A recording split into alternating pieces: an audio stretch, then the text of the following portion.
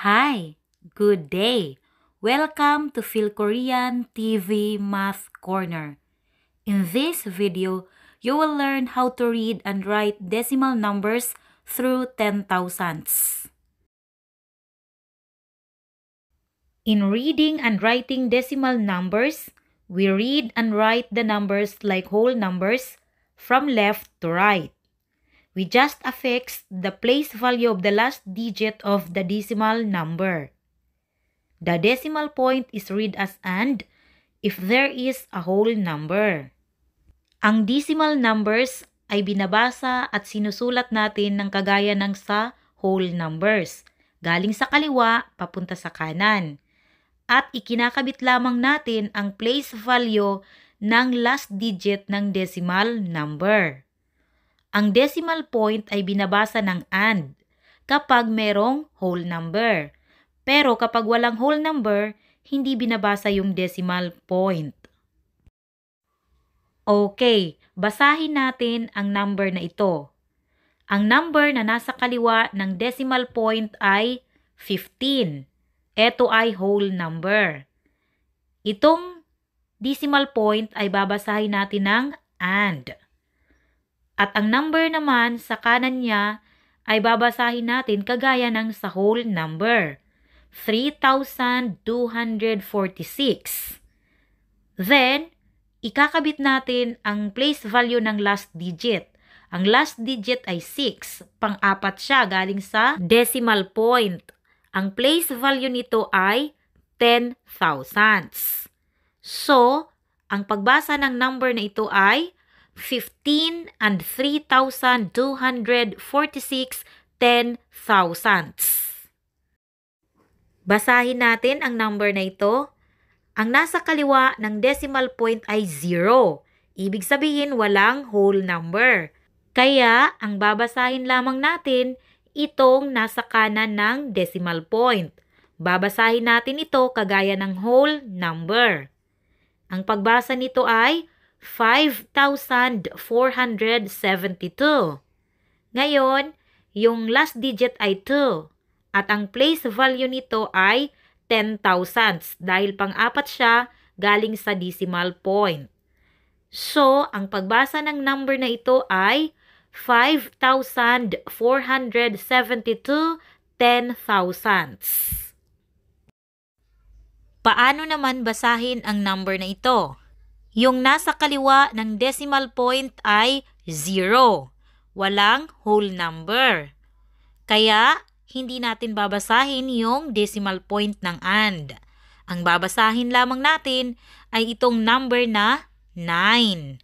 9 ang pagbasa nito dahil yung nasa unahan niya na dalawang 0 ay hindi na binabasa. Placeholder lamang itong dalawang 0. Ngayon, ang place value ng last digit na 9 ay thousands. Pangatlo siya galing sa decimal point. So, ang pagbasa ng number na ito ay 9,000s. Tandaan, sa pagbasa ng decimal numbers, babasahin natin yung numbers kagaya ng whole number. At ikakabit lamang natin ang place value ng last digit ng decimal number. Ang decimal point ay babasahin lamang natin na AND kapag may whole number. Pero kapag wala, hindi binabasa ang decimal point. Kung paano natin binabasa yung decimal number, dapat ganun din yung pagsulat natin ng decimal number sa standard form.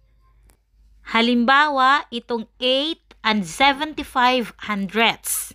Isulat natin ito sa standard form or in figure. Merong AND. Ibig sabihin, itong 8 ay whole number. Kaya, isusulat natin ito ng 8, then decimal point. At isusunod natin sa pagsulat itong number na 75. Ang place value na hundredths ay ito yung place value ng 5. Pangalawang digit sa kanan galing sa decimal point. Eto na ngayon yung standard form ng 8 and 75 hundredths. Next, 797 thousandths. Isulat naman natin ito sa figure or standard form. Dito, walang word na and. So, ibig sabihin, walang whole number. Decimal number lamang ito. Kaya, isulat natin ang ganito. Yung 0 at decimal point. Ibig sabihin, walang whole number. At isulat natin ang number na 797. Itong place value na thousandths, ito yung place value ng last digit na 7. Ito na yung standard form ng 797 thousandths. Ngayon, sagutin natin ang activity na ito. Write the following in words. Okay, isa-isahin natin ito. Yung number 1 ay 10 and 59 thousandths. Next, 20 and 7,024 10 thousandths.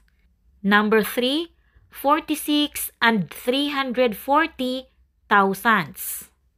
Number 4, 20 and 7 10 thousandths. Next, 17 and 8,254 10 thousandths. And the last one is 5 thousandths. Another activity, write the decimals below in standard form. Isulat naman natin ang figure sa bawat number na ito. Number 1, 246 10 thousandths. Dito, walang word na and. Kaya, ibig sabihin, walang whole number. Isulat natin yung 0 at decimal point. Then, isulat natin yung number na 246. Ngayon, ang place value ng last digit ay 10 thousandths. Ibig sabihin, may 4 na digits sa kanan ng decimal point. Dahil 3 lamang ito, magdadagdag tayo ng 0 dito as placeholder. Dito natin ilalagay sa katabi ng decimal point. Hindi pwedeng dito sa last dahil hindi na siya magiging 246. Magiging 2,460 na siya kapag sa hulihan natin ilagay. Ito na yung standard form ng 246 10 thousandths. Next, 6 and 48 thousandths. Dito may word na and. Ibig sabihin, itong 6 ay whole number. Kaya, isulat natin yung 6 at decimal point. Then, isulat natin ang number na 48. Ngayon, ang place value ng last digit ay thousandths. Ito yung place value ng 8. Kaya, maglalagay tayo ng 0 as placeholder. Ito na ngayon yung standard form ng 6 and 48 thousandths. Number 3, 26 and 8 thousandths. Okay, isulat muna natin yung 26 at decimal point. Then, yung number na 8. Ang place value ng 8 ay nasa thousandths. Ibig sabihin, dapat pangatlong digit ito galing sa decimal point. Kaya, maglalagay tayo ng 2 0 as placeholder. Ito yung standard form ng 26 and 8 thousandths. Number 4, 247 thousandths. Okay, isulat muna natin yung 200 at saka decimal point. Ito yung whole number. Then, tingnan natin yung decimal number. 47 thousandths. Ibig sabihin, yung 7 ang last digit. Siya yung nasa thousandths place. Ngayon, yung 47, 2 digits lang. Kaya, maglalagay tayo ng 0 as placeholder. So, isusulat natin ng ganito. Ito na yung answer. Next, 712 and 11 ten-thousandths. Okay, isulat muna natin yung 712 at decimal point. Ngayon, yung decimal number ay 11 ten-thousandths. Dapat may 4 na digits sa kanan ng decimal point. Itong 11, 2 digits lang. Kaya, maglalagay tayo ng 2 0 sa unahan ng 11 para maging 4 na digits. Ito na yung standard form ng 712 and 11 ten-thousandths. Last, 31 ten-thousandths. Okay, decimal number lamang ito. Yung 31, 2 digits lamang. Yung place value ay 10,000s. Ibig sabihin, dapat may 4 na digits. Kaya, maglalagay tayo ng 2 0 dito bago yung 31 na number. Ito na yung standard form ng 31 and 10,000s. Ngayon, sagutin naman natin ang activity na ito.